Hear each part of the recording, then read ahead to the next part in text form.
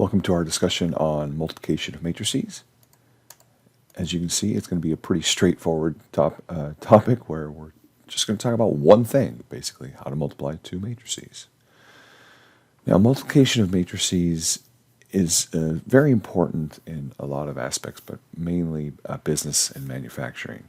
So, for example, suppose one store of an electronics retailer has 30 plasma TVs, 20 LCD TVs, and 10 home theater systems in its inventory. If the value of each plasma is 800, each LCD is 750, and each home theater system is 500, then the value of this inventory is very easily figured out as 30 times 800 plus 20 times 750 plus 10 times 500 for 44,000.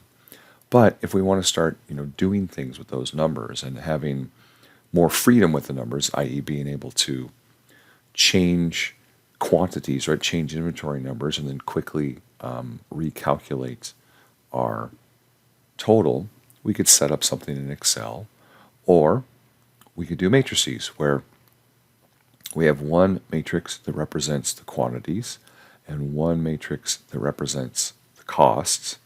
And then matrix multiplication is always, you basically go across rows and down columns. And so in order to do matrix multiplication, the number of rows of your first matrix must match the number of columns of your second. We're starting with a basic 1 by 3 and then a 3 by 1. And the whole thing is if you do a 1 by 3, right, times a 3 by 1, then these have to match, right? And the resulting matrix will always be these two numbers, a 1 by 1. And as you can see, our answer is a 1 by 1. Because the way multiplication works is first term times first term plus second term times second term plus third term times third term. And as we can see, we have a 1 by 1, right? So everything adds together, we get our final answer. And this is just, we call this the product of A times B. A being the first matrix and B being the second. So in general, we can talk about how this works for any size. And you can see the pattern is, like we said in the previous slide, the first term, the first number, or item, times the first one, plus second times second, plus third times third. So you can see that this is A1, B1, A2, B2, A3, B3, all the way down to AN, BN. Again, reiterating that they have to be the same size, right? This has to be a 1 by N. This has to be an N by 1. Now, only that has to match, right? So this could be a 3 by N and an N by 1, and that would work fine. It's just the inner things, right? So you could basically have, let's say, an M by P times a P by N. As long as these match, you can do it. It doesn't matter that the last two are different. And when you do this, your resulting matrix is always going to be this number by this number. So your resulting matrix is going to be an M by N matrix. So the reason why this all adds up and then you just get one number, right, is because it's a 1 by 3, or 1 by N and an N by 1. Think of like the N's canceling out, and you get the 1 by 1. You just get one answer. So it's only the inner things that have to match. So let's say we had two stores, and they sold things at different prices, right? Well, we can figure out what's going on there by taking inventory times price, and then inventory times price. Remember, everything adds together. So just like before, 800 times 30 plus 750 times 20 plus 500 times 10. Add those all together, 44,000. Then you do 800 times 40 plus 750 times 25 plus 500 times 5. Add those all together. You get 53,250. And now you can see that we have a 1 by 2. Well, this is a 3 by 1. Sorry. I always mess that up. 1 by 3. And then this is a 3 by 2. They match, and you can see the resulting matrix is a 1 by 2. Okay, so the matrix we've represented as AC is called the product of the row matrix A and the 3 by 2 matrix C. And as I've noted, that their resulting matrix is that 1 by 2. So we're just reiterating this pattern that when we do product of two matrices, the result is always the result of the two outer matrices. And order matters, right? So think of it this way. If you had a 2 by 3 and a 3 by 4, they match, right? So you could do the matrix multiplication and you would get an answer that was 2 by 4. But if you tried to multiply in the other direction, right, you put the 3 by 4 on the left, so you got a 3 by 4 and you're trying to multiply it by a 2 by 3, it ain't going to work because they don't match.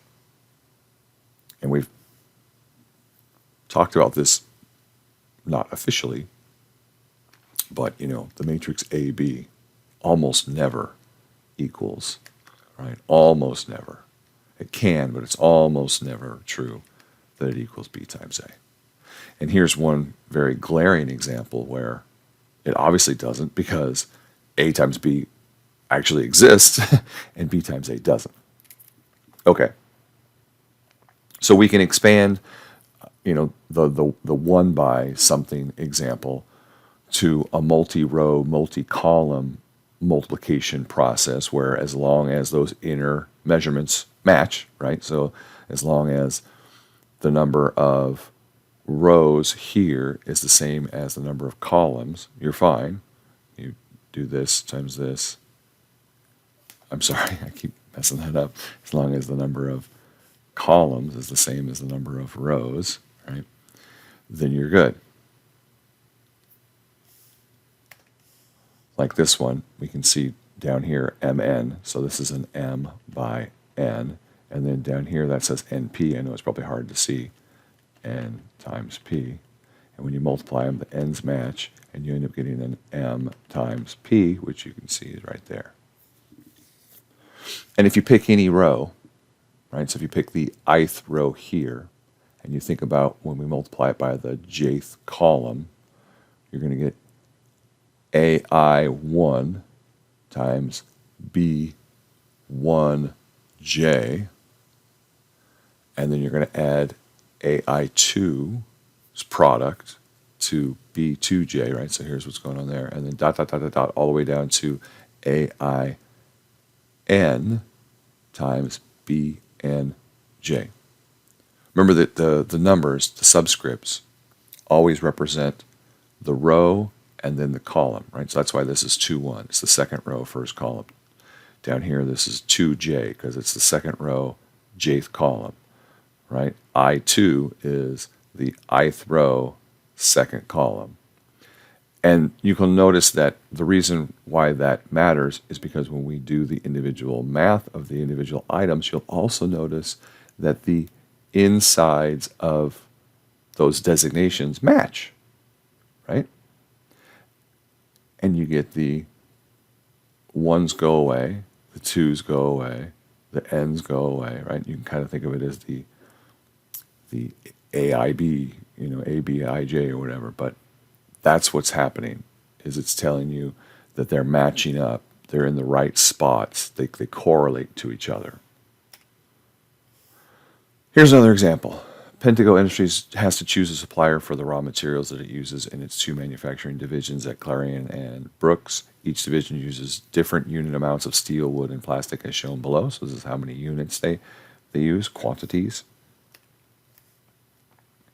The two supply companies being considered, Western and Coastal, can each supply all the materials they need, but they all charge, you know, they both charge different prices per unit for the three different things, right? The three different items, in this case steel, wood, and plastic. So we can use matrix multiplication to figure out which supplier is cheaper by simply multiplying the amounts times the costs. So again, here's a 2 by 3, Here's a 3 by 2. When we're done, we're going to have a 2 by 2, right? So this one times this one will give us our first number. Then this one times our second one will give us this second number. Then second row, first column gives us second row, first column answer. Second row, second column gives us second row, second answer. Okay, so we're not going to spend a lot of time, going through the individuals, but, visually this is what they are. And these are the 4 results. So you can see that this is the cost of Western supplying things to Clarion. This is the cost of Coastal supplying to Clarion, and so on and so forth. So obviously, you want Coastal with Clarion, but you want Western with Brooks, because that's going to save you the most amount of money. Now, if you had to be exclusive, right, if you had to figure out, well, we can only go with one of these distributors, then you'd want to add them together, right, and figure out what the total cost of the 2 is, and then go that way. And then here's just describing what we already figured out, that the best price for books is from Western. Okay, an n by n square matrix where n is a natural number, right? So we're saying a 2 by 2, a 3 by 3, et cetera, et cetera, et cetera, that has 1s down the diagonal and 0s everywhere else is called an identity matrix. So this example is a 3 by 3 identity matrix. We normally denote it as kind of a capital italicized I. And it's an index matrix because for any 3 by 3 matrix, if you take that 3 by 3 matrix, we'll call it A, and multiply it on either the right or the left by the identity matrix, you still just get A back. That's why it's called the identity matrix, because it doesn't do anything. It's kind of like the identity, the multiplicative identity for just doing normal multiplication is 1, right? Because if you multiply any number times 1, you just get that number. Just like the additive identity for anything is 0, because if you add 0 to anything, you still get that same number. So this is just a matrix version of that multiplicative identity of 1. Okay, let's look at an example, right? We've got our 2 by 2 identity matrix, which we write here, and then our second matrix A down here, and we're going to show that we can do A times I and I times A, and they're both going to just equal A. So you're going to take your first row, 4 and 7, multiply it by your first column. So 4 times 1 plus 7 times 0 just gives you 4, right? First row, second column gives you the first row, second column value, and you can see that the 4 hits the 0, the negative 7 hits the 1, so you're left with just negative 7. Move to the second row, first column, which is going to give you second row, first column number, 13 plus 0, and then finally the last one, 13 is 0, so 0 plus 2. And you can see we're right back to the same matrix. Nothing's changed. If you do it in the other direction, you can see the same thing happens, right? 1, 0 gives us 4 and nothing. 1, 0 gives us negative 7 and nothing. Right? 0, 1 gives us 0 and 13, and then 0, 1 gives us 0 and 2. And there you go. You've proven that these identity matrices don't do anything to the original matrix. They basically preserve it. Now I know this is pretty easy, with the identity matrix, but let's say we get more complex. We have 2 matrices that aren't, one of them isn't the identity matrix, and we get things that are bigger than 2 by 2s, and we don't want to do all this work by hand. Well, then you're going to need some technology. You're going to need a fancier calculator. If you have a TI or anything like that, like one of these free emulators that you can download, then I can show you how easy it is to do it in one of these calculators. So you can see there's a matrix button here, so you hit second. That brings up the matrix. The first thing you have to do is basically define a matrix to be the size of what you're dealing with. So you go to Edit, you choose the first one, matrix A, and then you tell it, okay, this is a 2 by 2. and then hit enter, and you'll notice that it already changed it to 2 by 2. And then now all you have to do is type in the values for each number. So this is 4, hit enter, and it moves over to the next one. You got to do -7, hit enter, 13, enter, 2, enter. We've now defined that matrix. We're done. So now go back to the other menu. I think you have to quit out of this first. Second, quit. There we go. And then go to Matrix. Go over to Edit. Go down to the second one, because you can see this one's already been defined by a 2 by 2, so we know there's some stuff in there. We're going to define B. It's also a 2 by 2. And this one is our identity. 1, 0, 0, 1. Okay. Second. Quit. Now go back to the matrix menu. You might be able to go straight to the matrix menu. I should try that.